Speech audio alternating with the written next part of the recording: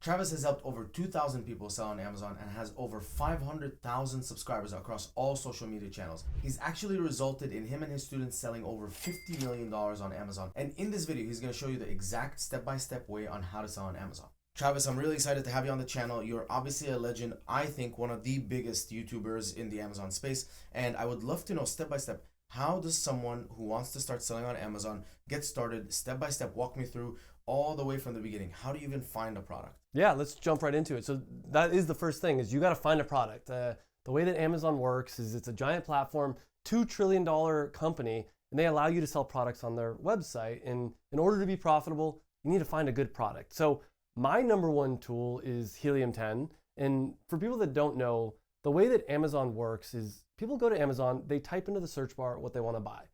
It's a search engine. That's all Amazon is. And if you can figure out what people are searching for in Amazon, what they're searching to buy, you can make that product and sell it to them. And there's a lot of different ways to figure this out, but the easiest way I've found is Helium 10.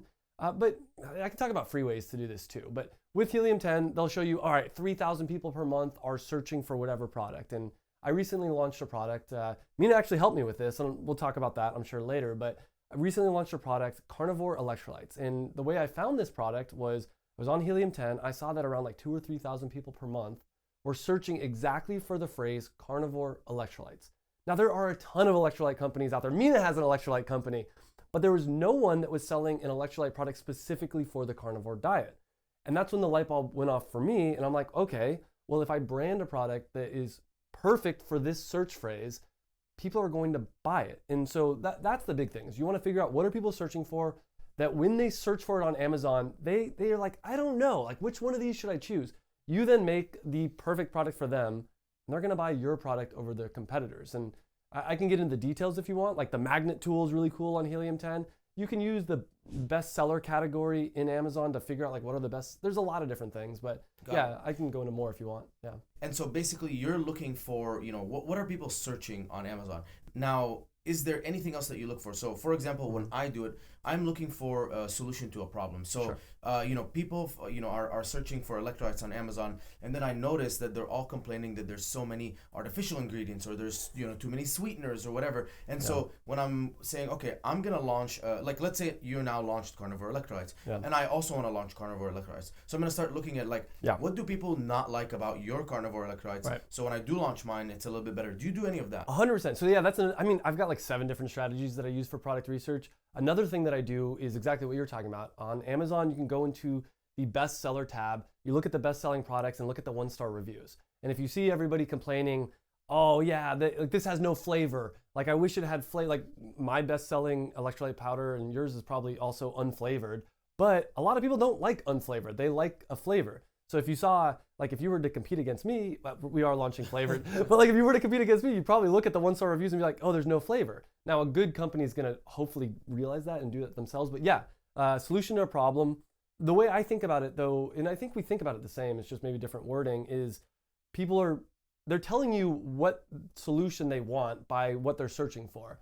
So it could be, another one of my students, it was bartender flashcards or cocktail recipe cards, and there was no product on the market like that. There was a lot of books that would teach you how to make cocktail recipes, but there was no flashcards. And so we realized, okay, and that's an example of something where I don't know if anyone was leaving 1-star reviews saying, I wish this book was in flashcards. But yeah, the 1-star reviews is a great way to do it, absolutely, as well. Amazing. Now, obviously, we could get into a million different categories. Yeah. Is there a way where you kind of narrow things down? Like there is no way that you were, just looking up carnivore electrolytes. There's a million things. You could have looked up pet, baby, how do you, let's say, narrow it down to at least one general category? So the thing I talk about on my channel, and we talk about a lot, is creating a passion product. And the reason I actually first had this idea of the carnivore diet was I wanted to try out the carnivore diet. So I was like, all right, I want to try out the carnivore diet. What do you need in order to do the carnivore diet? Oh, electrolytes is something. And I actually did this myself. I went to Amazon and searched carnivore diet electrolytes and saw there was nothing. So I always recommend, when possible, focus on what you're passionate about. Figure out what you wish existed in the world. Now, that's one option. Another option similar to that is not everyone people are like, I don't know what I'm passionate about. So another thing is I always like consumable products. I know you do as well. because they'll eat them and they'll have to reorder them over and over again. Baby products are good too, but I don't know anything about baby products. I don't have a baby. So yeah, I don't know. What are your thoughts? How do you do it? Yeah, I mean, the way that you describe the Carnivore Electrolytes is almost identical to how I started. I didn't even know about the research tools, but I just said, I'm looking for electrolytes because I was on the keto diet, and I would look and every single one of them had sugar, and I'm like, there's no sugar-free electrolytes. So I actually had to buy the raw ingredients and mix them, and I at some point I was drinking chicken broth just to get the sodium in. So that's the way I like to go about it, is when I'm the ideal client or you're the ideal shopper, then you can optimize, because I'm like, oh, I want this, I want that, and because I am the consumer of the product, it just makes things so much easier. No, another thing I've been thinking about, and so there's the passion product idea. Another idea is I've been calling it niche branding, and it's similar to what I talked about with the Carnivore Electrolytes, is figure out really popular products and figure out like a niche demographic that you can make it for. For instance, electrolyte for women. Because if you're a woman, you don't want the same electrolyte powder as a man necessarily. I mean, maybe, but then you can do branding that's pink and whatever. So you can always niche things down, but Yeah. One of our clients actually, Primal Queen, they did exactly that. So Liver King made the, beef organs and all that kind of stuff huge. And so they launched a product called Primal Queen, which was a beef organ / animal, whatever, organ supplement for women. It does almost 4 million a month. Which is insane, but like they found this massive demand and no one was serving women. Makes perfect sense, because a woman, the way you advertise them isn't gonna be the same as a man. Like a man, Liver King, it's like this beef jacket. That's not what a woman wants. A woman's like, I want to feel natural and feminine, healthy, or whatever. Or hair. Yeah, my hair, like hair is important to women. Yeah. I've never bought a product that's like gonna increase my hair quality, I don't know, maybe that's not my main thing. Yeah. Maybe in 10 years. Yeah. Okay, so let's say like that I went online and I said, oh wow, Carnivore Electrolytes, that sounds like a great idea. How do I actually validate that this is gonna work? Like, how do I validate if this is a viable product, or maybe I'm just barking up the wrong tree? Yeah, a couple different things. One, I don't, I'm not a spokesperson for Helium 10, but I do like that they'll tell you 3,000 people a month are searching for this. And again, if you know that 3,000 people are searching for Carnivore Electrolytes, and then there's other things related like Carnivore Diet Electrolytes, all these different things, you see people are searching for it. To me, that's validation. If you know that your product's gonna be the best one for that search. Another idea is social media. You can start posting about it on Instagram and say, hey guys, if you're into the carnivore diet, I'm thinking about launching this. What do you think? And people will vote with their likes. If you get 100 likes on a post, that's a good sign. An even better sign is if you get people to sign up for your email list. And then an even better sign is if you want, you can do a Kickstarter or an Indiegogo or like crowdfund. You don't have to do this. I didn't do this for Carnivore Electrolytes. My first product ever, Performance Nut Butter, my first passion product at least. With that product, I was unsure. I was scared. It was gonna cost me $25,000 in order to launch this product. So I wanted to validate it before I spent any money. I did a Kickstarter, I raised $15,000, and that gave me the courage to say, okay, I'm gonna put $10,000 of my own dollars into this, because I know that at least $15,000 worth of people wanna buy it. And once I launched it on Amazon, I ended up doing like $300,000 revenue in my first year, $100,000 profit, and whatever. It kept going. But I knew before I spent any money on it that it was going to work because I did the crowdfunding. So there's a lot of different ways to validate it. I mean, I would avoid asking your friends and family, is this a good idea? Or if they say yes, it is a good idea, be like, cool, it's $25. Do you want to pre-buy it? That's something you can do. And then you'll get the real answer if people actually think it's a good idea, because everyone's going to be nice to you otherwise. Okay, so to summarize, first of all, Helium 10, see if there's enough search volume for the keyword. Yeah. Is there a certain range that you like to look at? So like if it's at least, when you add all the keywords, 20,000 searches a month, or, if the main keyword is doing 10,000, like how do you look at it? Honestly, my thing is if you're a beginner, 1,000 searches a month is enough to at least get started. And I mean, you're not going to be making a ton of money. It's not enough money to quit your job. But if you've never launched a product on Amazon and you can get at least 1,000, there's something there. Mm-hmm. That's how I usually think. The more, the better. Yep. Like nowadays, maybe 20,000 or something. I don't actually. Right now, I'm launching a lot of products for fun, just to make videos on YouTube. So as long as there's some demand, 2,000, I'm happy to jump in. So a certain amount, like a decent amount of demand on helium-10. What I like to also do is see how others are selling. Yeah. So if like your competitors, maybe in this case Carnivore Electrolytes didn't have a direct competitor, but at least the adjacent ones, which are regular electrolytes, they were doing millions a month. If you look at the best-selling products in the supplement category, it's I think like 4 out of the top 8 are electrolyte products. Wow. It's insane. So yeah, you can look at that. You can look at similar companies. There's a lot of, also Google Trends. I really like looking at Google Trends. I saw that the carnivore diet was trending upwards, and right now it's peaking. Like I thought maybe it was going to die off in January. Nope. I bet you this coming January is going to be the biggest month ever. I hope electrolytes never trend down. I hope they're always trending up. Yeah, but there's always new trends. Like electrolytes is kind of the hot thing right now. You know what? I bet you 10 years from now it's going to be like carbohydrate powder or some weird thing that to us is like, why would you supplement with glucose? But then, like ketones is an example. Some weird thing. Yeah. Okay, cool. So you figured out a product, something ideally you're passionate about, something that you think you can make a better version of. Totally. You've validated the demand. You've looked on social. People are talking about it on TikTok Shop. Maybe people are making videos on it. You've asked some people. Maybe you've said, hey, like I'm just going to try launching this on Kickstarter to see that if I can get people to pay me for the product before I actually make it, and also makes for a good review list. So obviously you have to make the product. Where do you find a manufacturer to make this product?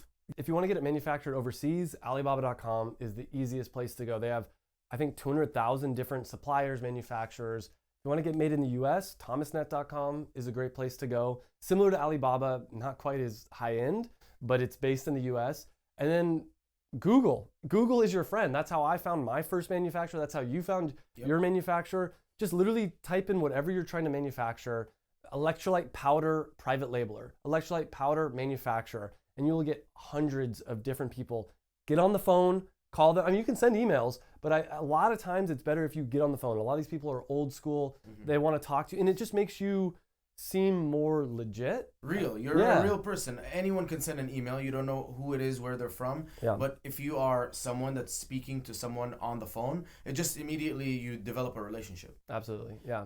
Cool. And then when it comes to manufacturers, what are some of the things that you're evaluating? How can you tell like this is the right manufacturer and this is, the wrong manufacturer, besides just like, oh, the minimum order quantity for this guy's 2,000, this guy's 1,000, or the price? Like, are there other things that, like, if you were to give a grading sheet, what would that grading sheet look like? Yeah, so always I'd like to get a sample of the product, like actually see the quality. What's your relationship with this person? Do you like them? Do they treat you like a big fish is a big thing? Or are they kind of like, I've had a lot of, even as I've been a 7-figure seller, a lot of people that are just like, you're too small for me. Like, get out of here. And like from the beginning, they're kind of brushing me aside. They're not responding. What's the response time? You send them an email. If you do send them an email, how long until they get back to you?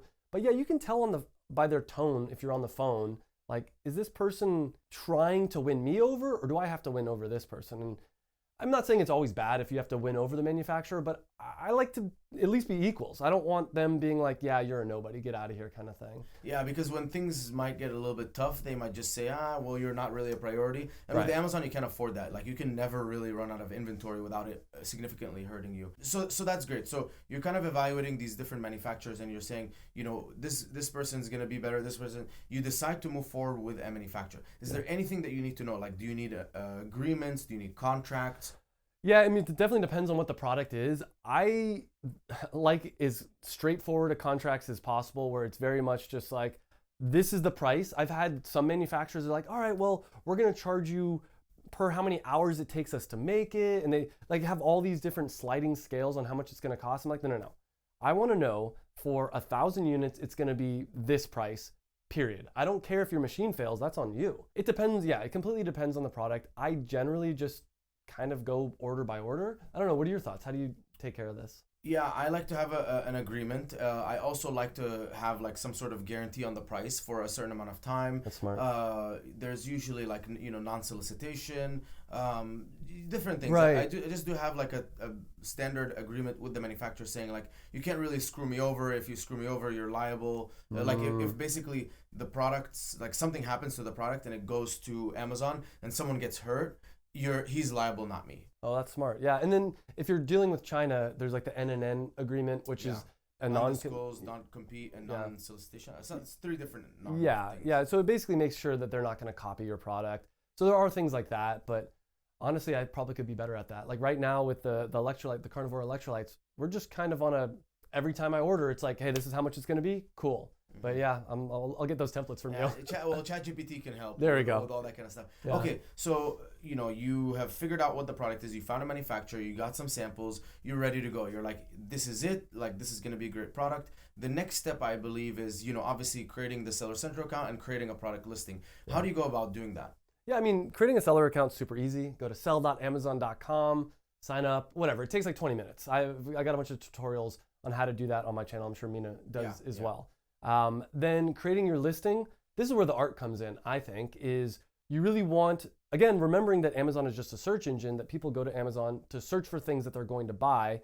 You want your product to be at the top of the search results. And one of the ways to do that is to make sure that people are going to click on your product, because the more often people click and buy your product, the higher up Amazon's going to want to put your product. So how do you do this? Well, you have to remember that when people are searching on Amazon, all they can see is the main image of your product, the title, the number of reviews, the price. There might be one or two other things. That's like the main things, right?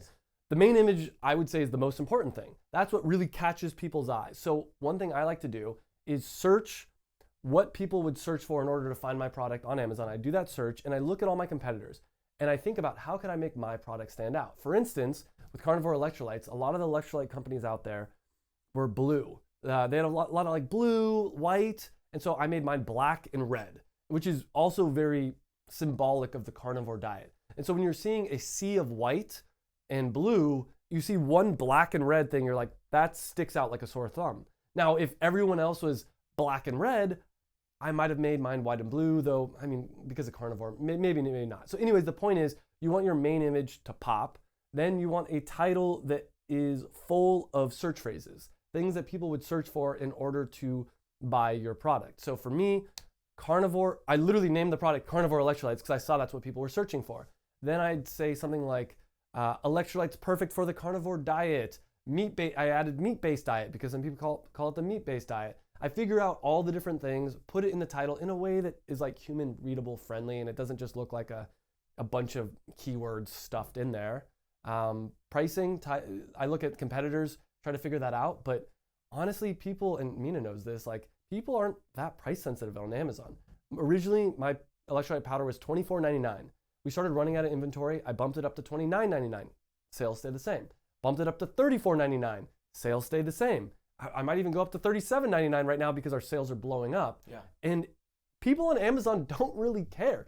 People just want to buy the product that is perfect for them, and they know that if they don't like it, they can return it. So pricing, I personally always like to go more on the premium side. I don't want to be the cheapest product out there, because if you're competing for the cheapest, there's always someone that'll undercut you. But if you have the best product that's, like mine is perfect for people on the carnivore diet, are you willing to spend an extra $3 in order to keep the carnivore diet? Like if you're on the diet to stay within the requirements? Probably. And then bullet points, you always want to sell the benefits. What's the benefit of having this product? Not just like, hey, it's 90 servings. It's like enough servings for 3 months. Like in words that people would understand. And then, there's the A+ content. I mean, honestly, this could be like a 5-hour tutorial right here. I actually have a whole video dedicated to how to build the perfect listing on Amazon, so you guys can check that out. But essentially, I mean, you're touching on all of the right things: the title SEO, the bullet points SEO, the images, the rest of the images to sell the product, all the side images, videos on the listing, premium A+ content. Now, there's 2 types of shipping on Amazon. One is fulfilled by Amazon, where Amazon ships it to the customer. One is fulfilled by merchant. Which one would you choose? Everyone chooses FBA. I mean, I don't know anyone that would say FBM. I've done both. I actually started out FBM, and then we switched a lot of our products back in the day to FBA, and our sales 5x'd. It's less work.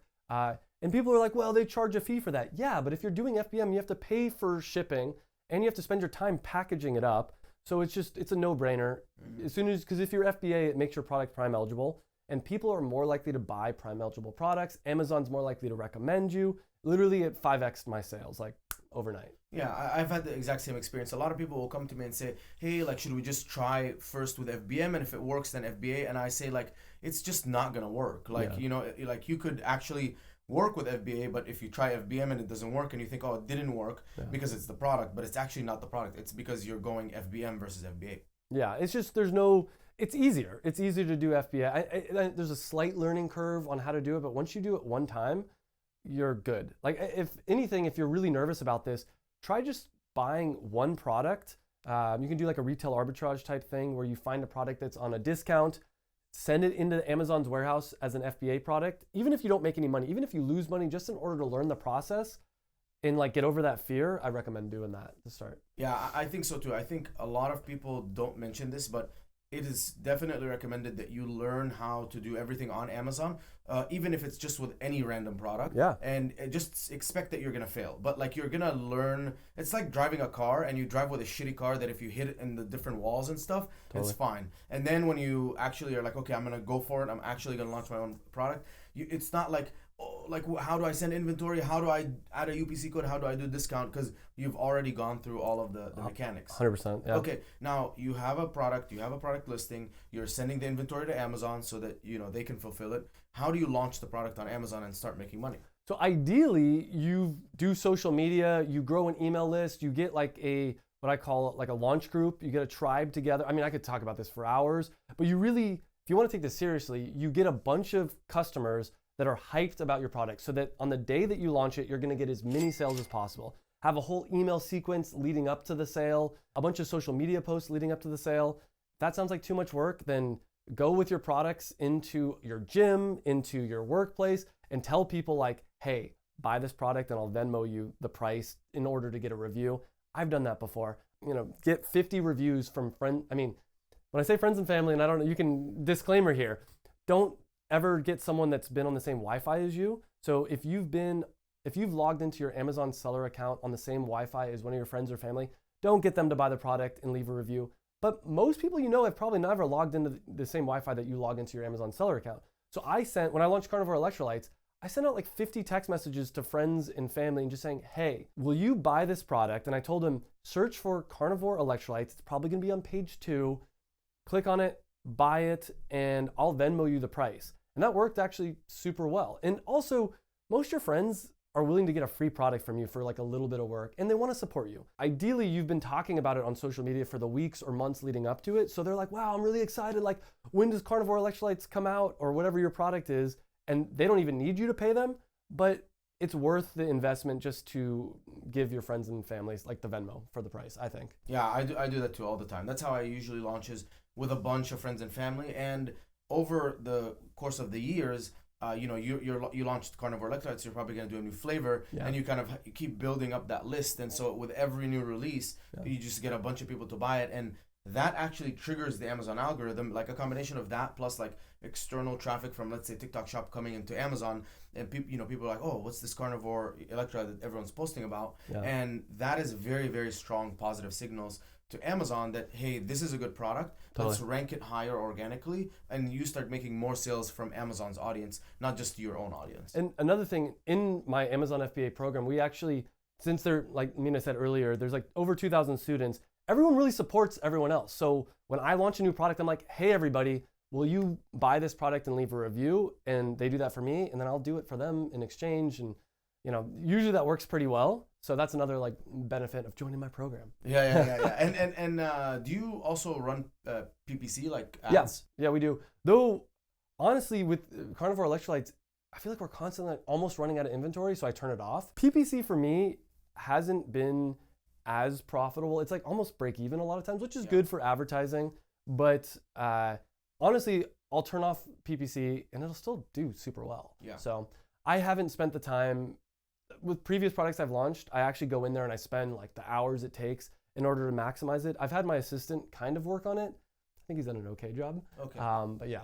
Yeah. I mean, it kind of is exactly the same story as me, where when I decided to quit and turn off all my ads for MMA Nutrition, the product just ranked really well. And I think it's because, you create a really good product and people want it. And so even though you're not constantly advertising, right, that's the difference between, launching an okay product and, maybe there's other better ones, or launching the best thing for you. Totally. There's only one Carnivore Electrolytes out there. Now that you're on Amazon and you're selling, like how do you go from 5,000-10,000 a month in revenue to 100,000 a month in revenue, 30,000 a month in profit every single month. Sure.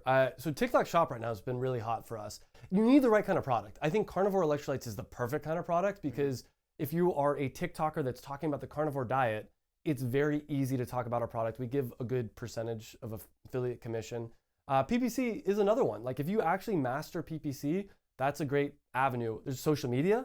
A lot of people don't think about this, but if you're willing to be the face of your brand or you find someone that's willing to be the face of your brand, the sky's the limit. Like look at Kylie Jenner, freaking billionaire. Why? Because of social media. She launches these products and she has a huge following. People buy whatever she wants. Look at all these celebrities that have tequila brands. Logan Paul Prime. Yeah, Logan Paul Prime, like Mr. Beast with Feastables.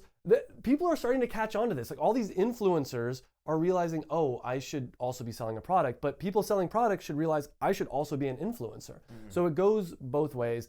I understand not everybody wants to get in front of the camera and do that. You can hire influencers though. You can pay them. That's another thing. There's a reason that Kylie Jenner or what's all the Kardashians, Kim Kardashian, I heard she charges like $1 million a post. Yeah. Now, the reason she's able to charge $1 million a post is because it works. When Kim Kardashian talks about a product, people go buy it. For me, Tim Ferriss is a guy. When Tim Ferriss recommends something, I'm like, all right, I'm gonna buy it. Like I trust he's done his research.